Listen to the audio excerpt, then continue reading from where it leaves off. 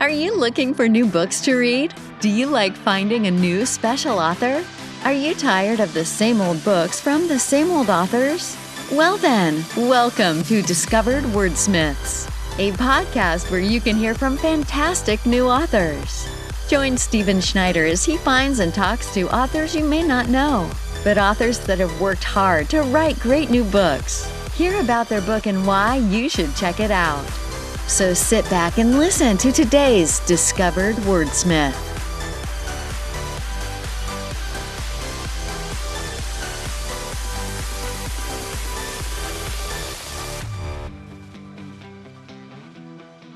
Welcome to episode 125 of Discovered Wordsmiths. Today I have Steve Leshin, and it's a good talk as usual, some great authors always. But before we do that, let me give you a quick update on me. So it is September now as we record this fall. It's still hot outside in Ohio, but tomorrow is supposed to drop. More importantly for myself, I am on my new computer in my new office. Yay me. I'm so happy. It's taken me a while to get this rolling and going and everything working right and set up and all that jazz. So I got a nice virtual background behind me right now. I need a little more lighting over here. I'm kind of echoey at times, but I am in the office. I've got a new computer I'm so happy with. It runs so much smoother and better. I'm great computer. So today I've got Steve Leshin on, and he wrote a book called Murder by Numbers, and it's a thriller, a mystery. He's a great talk. If any authors are listening to this, I have a contact page on my website. Please go to it. Contact me if you'd like to be on the webcast. That's how Steve got a hold of me. That's how I talked to him, and we found out about his book and all that. It helps a whole lot. Other podcasts, I'm sure, do the same thing. It doesn't make for a good podcast if there aren't good guests on there. So this is a great way for me to get guests. I already spend a lot of time with these, producing them, interviewing people, etc. It sometimes gets difficult going out and trying to find lots of new authors. So if you are listening, please give me a contact. So let's get into the interview and talk to Steve. All right. Well, today on the Discover Wordsmith, I have Steve Leshin. Steve, how are you doing today? I'm doing fine. I'm trying to cope with the Florida type weather we're getting now in New England. It's going to be 90 plus degrees in the afternoon, and it's going to be thunder showers. And I remember visiting my parents in Florida years ago, and that was the weather every day. Right. But this is New England, so I wasn't expecting this all the time. What part of New England? I live in Connecticut. I live actually 10 miles east of Hartford, in the town of Manchester, Connecticut. And it's centrally located. So if you want to go to New York or Boston, right, it's a good middle in between place. Yeah, I'm in Northeast Ohio. So it's a bit of a drive, but we got similar weather. It's been hot, muggy, humid, and I had rainstorms and stuff last night. Yeah. Crazy stuff. I was just reading about meteorologists define meteorological seasons, and they're very specific. September 1st is fall for meteorologists, but it's not the real fall for what we see. So it's interesting how they do that. But I sure wish we could depend on the weather. It's September, time for cooler weather, you know? So I see you have a guitar back there. You play some music? I try to strum the guitar.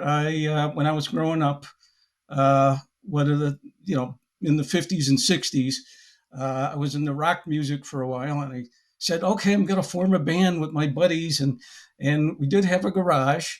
That's my parents' garage. And we did have a guy that could play like the drums, but he didn't really have a set of drums. He had something else that he was using, like those beginner drums. And then I strummed on the guitar. I got an electric guitar, and then I have the acoustic back there, which I try to play once in a while, but it never went anyplace. Our band was called the Velvet Moose, and it never actually had any gigs. So what could I tell you? Yeah, I was in a rock band in high school too. Played bass, trying to learn guitar now. Played drums in high school, so a little bit of everything. So a lot of musicians, a lot of authors also play music. So I see that a Interesting. lot. Yeah. Yeah, Well, creative output. when I write, I usually have music in the background. Oh, okay. It varies. If I'm on a roll, I'll do rock and roll. If I'm thinking, if I'm contemplating about what I'm going to write about, I usually listen to classical music or motion picture Yep. composers, because that gets you in the mood. And some of the great composers now are doing soundtracks for movies, as Yeah. you know, and TV There- shows. So There's some good there you stuff. go. So who's your favorite band? My favorite band right now? It depends on the category. Is it a rock Rock and music? roll. Yeah, rock and roll band. Oh, well, the Beatles, of course. Okay, Uh, I was go I guess grew that up if as a Beatle fan, Beatle maniac, and Rolling Stones and Led Zeppelin and all that. Yeah. right. Nice. Well, Now I'm okay. more into like alternative rock in the background, so I Nice. can't even mention some of the bands. They have like weird names today, but that's okay. Well, that's because all the good names haven't been used for the last 50 years. They got to get That's some true. new stuff. That's very true. Yeah. So, other than music and that, any other hobbies or anything you'd like to share before we get into your book? Well, you saw my guitar. I also like to play golf. Okay, I like to travel. I got a funny story about that if you want to hear it. sure, please. When I was growing up in Springfield, we didn't go many places. And then after I graduated college, me and two other guys decided to take a cross country trip from Massachusetts, Springfield, Mass, to San Francisco, California. And we did it in a little car they used to call the Gremlin. It was made Yes, by American Motors. yeah, So we were going to go camping and try to save some money, and because we only had a certain amount of change to spend. So we packed in the Gremlin, which is a little tiny car. It was like, I think it was a two-door, now that yeah, I think of it. hatchback. But we didn't know any better. We were in our early 20s. So we packed this car up. We put in all this camping equipment, tents and sleeping bags and things like that. So the guy who rode in the back seat, because we took turns. There was a driver, there was somebody riding shotgun, and somebody had to be in the back seat. So the guy in the back seat felt like the Mercury astronauts in the early '60s, where you'd be cramped in and try to be comfortable, but didn't work. Right. But it was fun. We did make it to San Francisco, and in fact, one of our three guys decided he wanted to settle there, so we stayed there. So two of us drove back, and we saw a lot of the country, and I think it helped in my writing later on. Nice. Okay. Well, let's talk about that. Why did you want to start writing? I think I've always been a writer. I just didn't know it. Um, so while I did the conventional thing that people do, which is to get a job, get married, raise your kid, and so forth. In between, while I was doing that, I had these thoughts in my head that maybe, I should be expressing myself in different ways. And one of the ways that I did this part time, I started out as a cartoonist because I like to draw. When I was a little kid, I liked to draw comic strips and superheroes and that sort of thing. And this led me to say, maybe I could do cartooning. And I did that for a while. I was able to send cartoons. This is in the old days when you can send drawings into a magazine. Uh, I don't know if people read magazines anymore. It's all on the tablet. And I was shot down hundreds of times. But on the other hand, they started to buy some of my cartoons. And my drawing was kind of crude to begin with, but then it got better. But it was the writing that, because you needed to write the gags to go along with the cartoons, like the old cartoons you had in the New Yorker magazine and that sort of thing. I did it for trade magazines, and I picked up a few bucks doing that, and it was fun. But then one of the cartoon editors told me, you may be a better writer than a cartoonist. So that was in the back of my mind, and I didn't really get started on writing until it was later on in my life. I was probably, in my 50s when I wrote my first novel. I was in my 50s now that I think of it, when I came up with the idea.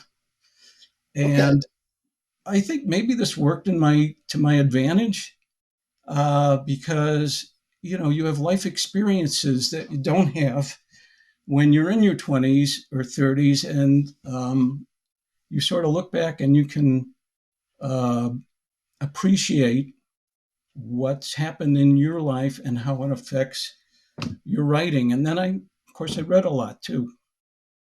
Right. Okay. So you got your book. Is this your first book, Murder by the Numbers? No, this is actually number 5 Okay. in the Joshua Oates series. That's why I'm wearing the hat. It's my private investigator hat I like that the hat. Joshua would wear in the 1920s. Okay. Uh, Well, tell us about the series and the newest book.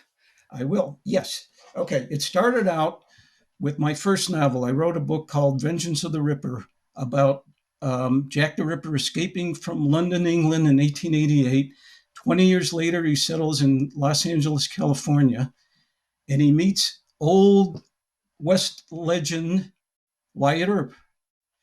So I had this idea: what if Wyatt Earp met Jack the Ripper, and Jack the Ripper was doing his murdering thing, and then he has to face the old time lawman Wyatt Earp.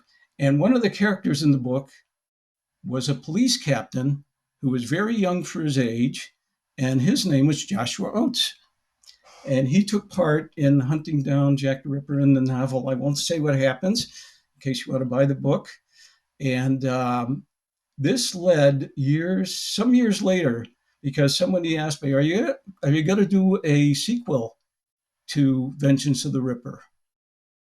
And I thought about it. I said, well, that was a novel that could stand on its own, and I didn't really think it would make a good series.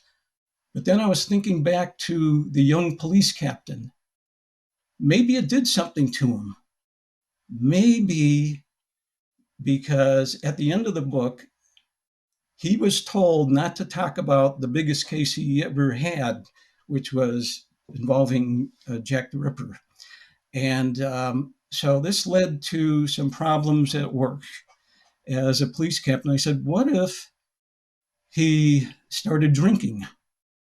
And what if something happened to him that caused him to quit the police force and wander the country and enter World War I, which the United States entered in 1918. And he experienced the war. Then when he came out of the war, he had what's called shell shock, which is like Mm-hmm. PTSD that we know about today. So what would he do? And so I tried to flesh out this character and said, I think it would make an interesting book. So I started to write, and that's what you have to do when you're a writer. You start writing. That's how I learned to become an author too. That happened when I met. I don't want to ramble too much, but that happened when I met Robert B. Parker, who was the author of the Spencer Spencer. novels, Yeah. Nice. and I was at a book signing at I think it was Barnes and Noble a few years ago, and before I wrote Vengeance on the Ripper, and I didn't know how to write a novel. I did write cartoon gags, and I did write some short stories and some essays, but to write a novel, that was a you know uh, experience I never had. So I asked him. I said, How do you write? How do you write a novel?" So he sort of looks at me wearily, and he has a little grin on his face, and he goes, "You just write." And I said, "What kind of a cop out answer is that?" I was thinking, but then when I thought about that, I said, "You know what? I started to write down my ideas, started to write a chapter, then another chapter." And I think what he meant was the process of writing, you come up with ideas, and you just do it, or else you're not going to write that book.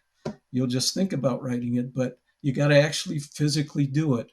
And I think the physical process of actually writing, my mind comes up with these ideas afterward. I don't know if you find in your writings, but when you have an outline, approximately what you're going to say, but I find that my way of thinking uh, comes better for me when I write it down. When I'm writing a novel, I'm in that mode. Mm-hmm. Yeah, So my series I'm working on right now started off as one short story that was like 7,500 words, and now I've got planned for like, well, it was 7 books, but just the other night I thought of a whole nother book, and so now it's 8 books. that So I need to start getting those all written down and out, and I've got the first 4 planned. I mean, I've got the storyline for the first 4. Actually, the first a couple after that I've got the ideas for. So yeah, I agree. And we were talking about music. I think it's that creativeness needs to kind of mhm. come out, and it comes out in It various just comes ways. out. It's like a different part of your brain opens up and says, "Oh yeah, I know what happens next." Because Right. when you're pounding on the keyboard, uh, you really have you just have a vague idea what you're going to be writing, but then when it comes out and the sentences are there, and it's almost like magic when it comes out the way you want it. Yeah, right. Agreed. Okay, so you mentioned Spencer, Robert B. Parker. Do you feel your books are like his, or do you have an author and books that yours are like? Well, it is, and it's very much like his, because the Joshua Oates uh, sequel that I came up with, it's called Target of Fear, and he speaks in the first person. And that's how I write. I write his adventures in the first person. You're hearing it from Joshua as he's telling you about what happened to him since the events of Vengeance of the Ripper, how he became a down and out private investigator, and he gets caught up in these different things. And things happen to him that uh, really, I find it, the dialogue is like Robert B. Parker's Spencer, in that he's sort of like, uh, wise guy type of private investigator, where he comes up with observations about people that he meets during his story, and it lets the reader get into the mind of this character. Um, he's a down and out private investigator. He has an alcohol problem, drinks too much, and this is during an exciting period in American history. After the United States left the war, you came home. It was 1918, 1919. Things were going on. You had prohibition, became the law of the land the next year in 1920. You had the women's right to vote. It became an amendment called, did I say the 19th Amendment? I mean, the 18th Amendment was prohibition. The 19th Amendment gave women the right to vote. So a lot of exciting things were happening. And, you had celebrities in the 1920s. One of the celebrities that I use in the book, and this was I think what makes my detective novels a little different, is that it's also historical fiction. I take um, historical figures, like, for example, in 1919, where Target of Fear takes place, I have Damon Runyon appears in the novel, and he was He was a sports writer who became a short story writer, and he was a celebrity in New York City during the Roaring Twenties. Bat Masterson, who was a friend of Wyatt Earp's in the Old West, settled in New York City and became, of all things, a newspaper columnist. And he became a celebrity in New York City. People knew who he was. I used to go to, speakeasies and bars and things and entertain folks with his stories about the Old West and also his observations about life. So I had Bat Masterson in the story, Damon Runyon, Marie Curie, the scientist, is in that story, and Harry Houdini, Oh, nice. the great escape artist and musician. And my stories are different because I give them things to do. They actually take part in the adventure and they help Joshua because Joshua Oates, as a down and out investigator, has an ability to make friends with these celebrities from history. And that's my background too. When I went to college, I was a history major. So I love to read history as well as, fiction, science fiction, that sort of thing. So I That think it sounds a little helps. bit like there was a TV show in the early 90s, The Young Indiana Jones Chronicles, George Yes. Lucas put out, Yep. and they I had all the watched that. historical figures in it, or like Quantum Leap, where he jumps around and he meets people at Yes. that time. Yeah. Yes. So a little So bit of historical in there. That's pretty cool. yeah. Yeah. And I think it evokes, a new element to the detective novel that I think just gives it a lot of stuff that you can do, a lot of stuff that you can write about, and it Yeah. makes it a little more exciting. Nice. It And sounds a little like it has a little bit of the noir elements in there. exactly, yeah, it is. It's a combination of noir and historical fiction, Nice. and, Interesting. Okay. it works. With a good hat. I get 5-star ratings on Amazon most of the time, so I think, and my fans, I think, like that element and like the story of Joshua Oates. Nice. Okay. And this is indie published, correct? It is, yeah. I actually, The Vengeance of the Ripper went through a small publishing company that no longer exists. So I couldn't use them now, but because I wrote this back in 2010 sometime, and then it was republished in 2014 independently by me. Um, and So now it's strictly independent. I think part of it is my age. Like I say, I grew up in the 50s and 60s, so I'm at that age where I don't know if your traditional publisher really would want a series from someone of a certain age. But although we are living longer now, I must say, so who Yeah. knows? Yeah, definitely. And you said you're getting good feedback from readers. Yes, I am. Have you Yep. gotten any really interesting comments from anyone? Yeah, they say, come on, write another one. Write another one. I want to see what happens to Joshua and his girlfriend Angela Lang, which happens to be another major character in the books, and she is a female who became a police detective in the 1920s. Can you imagine?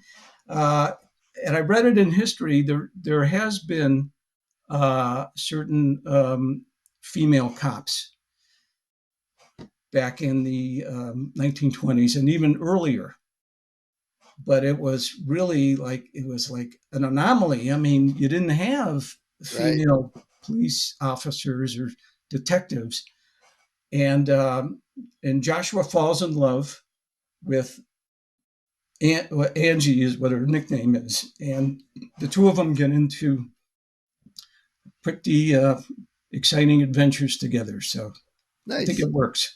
Nice. So, Steve, if you had a choice, would you rather see your books turned into movies or a TV show? That's a good question. I think the From Target of Fear, which was my second book, on, it would make a good mini series or TV series. The original novel, Vengeance of the Ripper, because it stars Wyatt Earp and Bat Masterson and Joshua's in the background there, would make a good movie. Okay. So hope that Now, answers your question yeah, okay. But yeah. Now, what you should write a story of your main character later in life meeting a young Spencer and encouraging him to. well, yeah. Well, actually, in my new novel, Murder by the Numbers, takes place in 1921, and I was going to have Joshua meet a young Elliot Ness, but I found out from history Elliot Ness was still in high school, and no, he would not be involved in.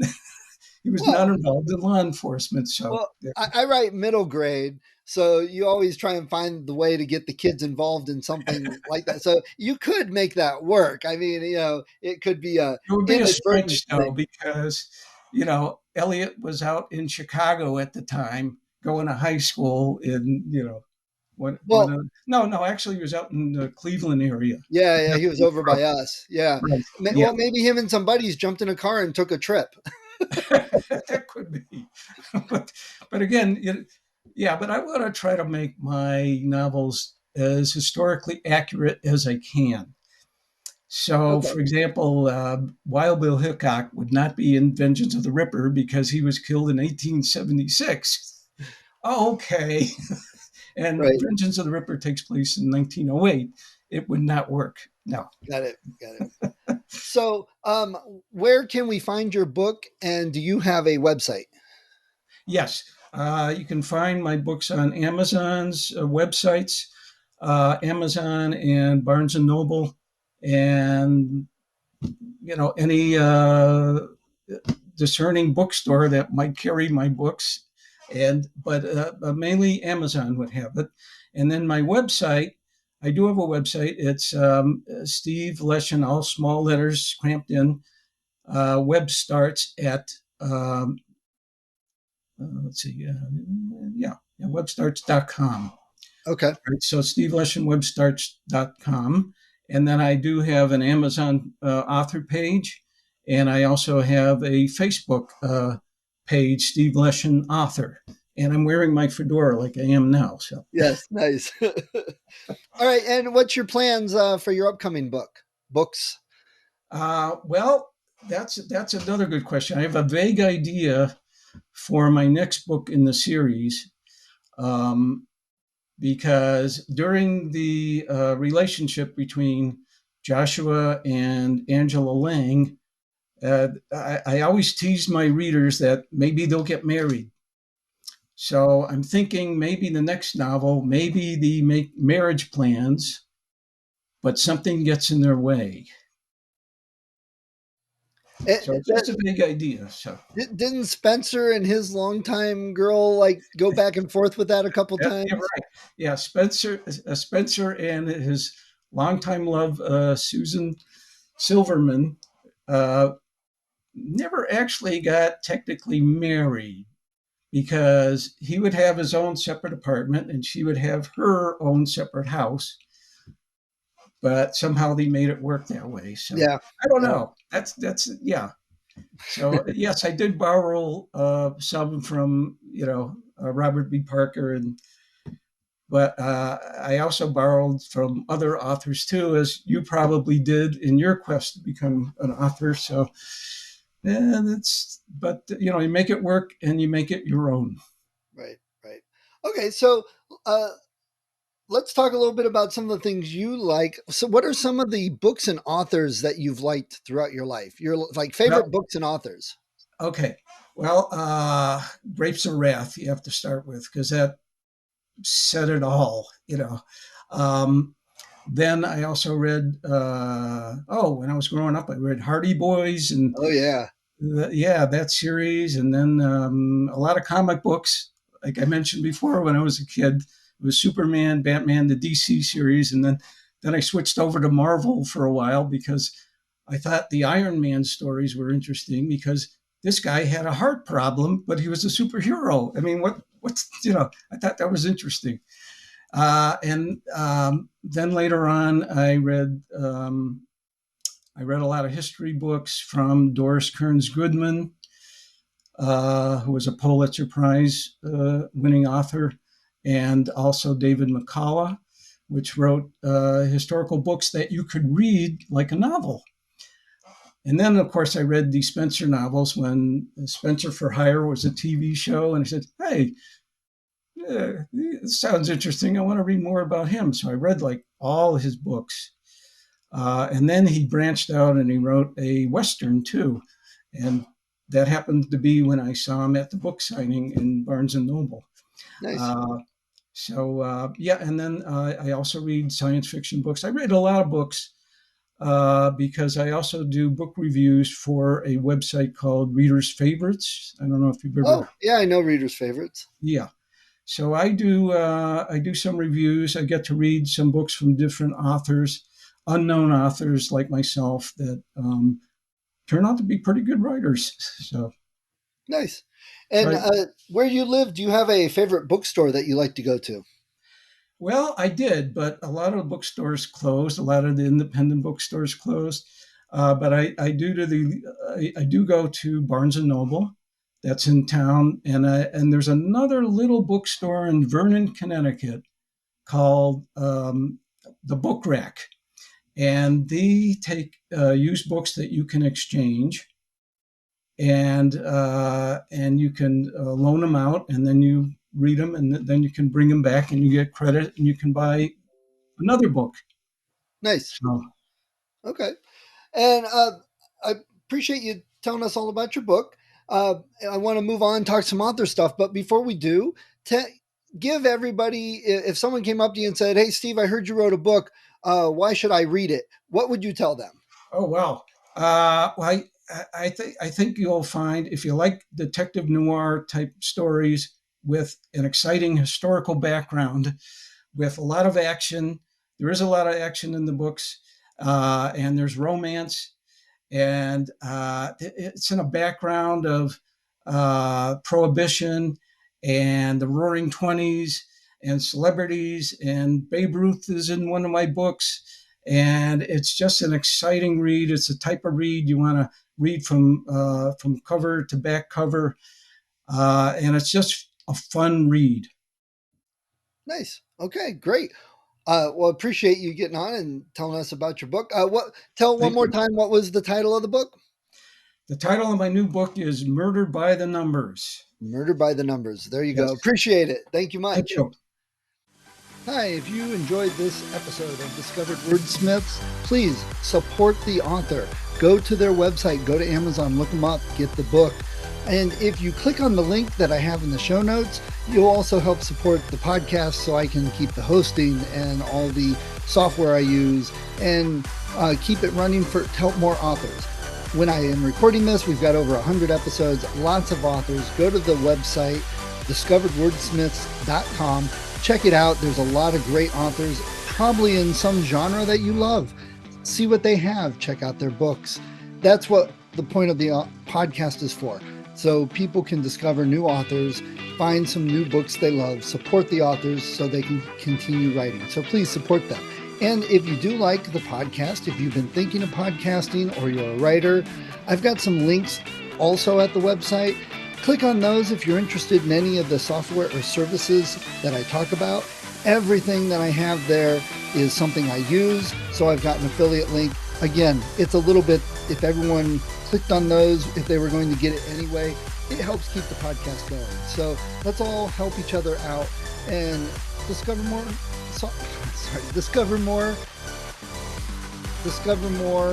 authors to read.